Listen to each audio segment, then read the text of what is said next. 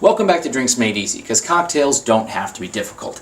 Today we're taking a look at one of my favorite styles of Old Fashioned, the one created by Kazuo Ueda, one of the masters of the bar world and one of the most famous Japanese bartenders. He's been called the grandfather of the Japanese cocktail scene. He also is the creator of the Japanese hard shake, which you may or may not have ever heard of. If you're not a big cocktail person, you might say, I've never heard of this guy before. And that's alright, but I'd recommend picking up his cocktail book because it's fantastic. And if you've been in any cocktail bar, I can guarantee you that they've been influenced by him. But one of the coolest things about his Old Fashioned is it's all about the individual preference of the guests. Now, a lot of people get really uppity about this is the way an Old Fashioned should be, or that's the way an Old Fashioned should be.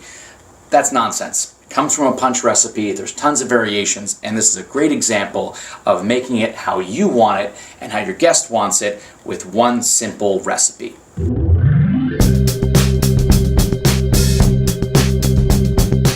build the Ueda Japanese Old Fashioned, we'll start with a small sugar cube, or in this case just a half of a regular Demerara sugar cube.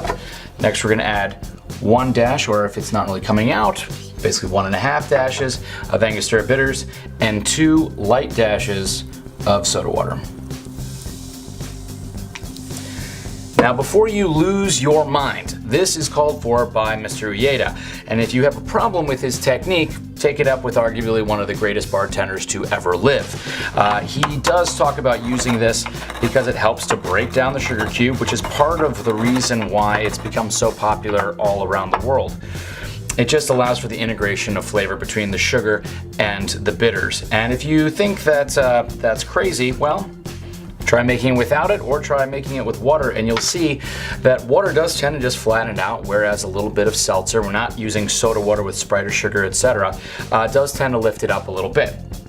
But again, if you have a problem, take it up with the maestro himself. Next, we're going to add some ice.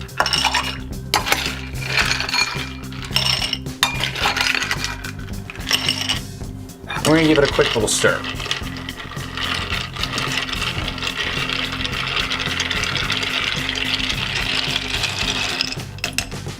And next we're going to add the trio of garnishes, which is the hallmark of the Ueda Old Fashioned, of a wheel of lime, lemon, and orange. The lime and lemon cut roughly to the same thickness, and the orange to a double thickness. Insert a nice little spoon. And this is where really the choose your own adventure style of the Ueda Old Fashioned comes into play. You're not going to pre-juice any of the wheels. That is what the spoon is there for, so that the individual can decide how bitter and how sweet they want their particular Old Fashioned, or whether they want to change it up as they go through drinking their cocktail. And there you have the Ueda Old Fashioned.